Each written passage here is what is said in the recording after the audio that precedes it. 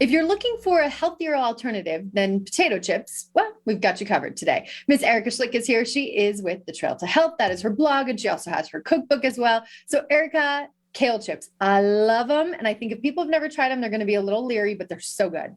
Absolutely. And it really is in the way you prepare them. I've had some kale chips and I've been like, I don't know. I don't know what the craze is about them. But once I figured out how to master cooking them, they're one of my easiest go-to snacks. You can prep them in the middle of the day, put them in the oven, and they satisfy that crunch craving that you might have. Well, and I'm excited you're going to teach me this because I have done kale chips countless times, and sometimes they're a little soggy and sometimes they're burnt. So please help me make them properly in the best way. Well, the trick to not getting them too soggy and too burnt is to not overdo it with the oil. That's what I've really found. Is it may seem like we're barely using any oil on here, but that's really kind of the trick in getting it massaged in. So I'm going to show you how to prep them.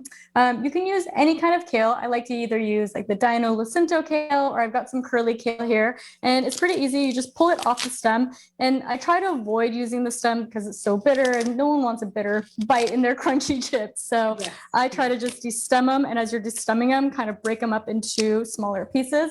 And I've got my bowl here. This is about one bunch of kale that we're using, and then I've got my extra virgin olive oil, and we're just going to keep it simple. We're going to add a little bit of garlic powder. I've got a little bit of Italian seasoning that has a lot of Italian herbs in it, and of course a little sea salt, and that's it. We'll just kind of whisk this together here into our oil.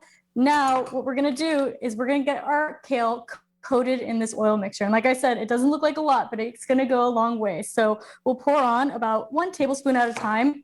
And you just want to get your hands in there. You also want to kind of massage it into the kale. Now, a couple of reasons for that. You'll start to break down some of the fiber, so it's a little easier to digest.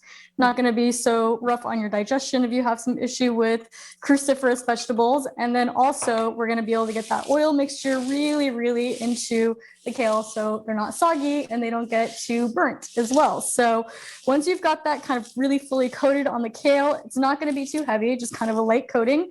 We'll go ahead and put that onto our parchment lined baking sheet that I've got here. And I use about 2 of them that are about this size. So you don't want to overlap them too much because that's where the kind of soggy issues start to happen too. Now, they'll take up a lot of space when you put them on your sheet, and when they come out of the oven, they've shrunk down quite a bit. So if they overlap a little bit in the beginning, not too big a deal, they're going to shrink down. But that's about it. We'll go ahead and put these into our oven. I bake them at 350 degrees for about 10 minutes on one side. I use some tongs, flip them over, put them back in for about 10 minutes or so, and then we'll come back and put all our toppings on. Okay, you do it so much better than I do. I will admit that I am lazy, and I will buy the spray olive oil, and I'll just like spray the kale on the sheet. It's probably why mine come out a little bit soggy, Erica. So. Yeah, with this, you can control a little bit more of where you're getting the oil and really kind of working it into all the leaves. With the spray, you're just kind of wherever it lands is where you're going to have that crispiness. Now you know how I cook in the kitchen. It's just like whatever happens, however it lands. So, well, hey, at least you're cooking in your kitchen. That's good. I attempt occasionally. Occasionally I do. So, Erica, you have this and so many other recipes. If people want to follow you on social media or go to your blog, where can they go? Absolutely. You can find me on my blog. It's thetrailtohealth.com, and also my social media, Pinterest, Instagram, Facebook, everything is under The Trail to Health as well. And your cookbook right there, if they want to get their hands on that. Absolutely. You can get my cookbook on my website, thetrailtohealth.com, and Amazon as well. Fantastic. And then coming up, we're going to finish the kale chips, and we'll talk about what we compare them with, right? Absolutely.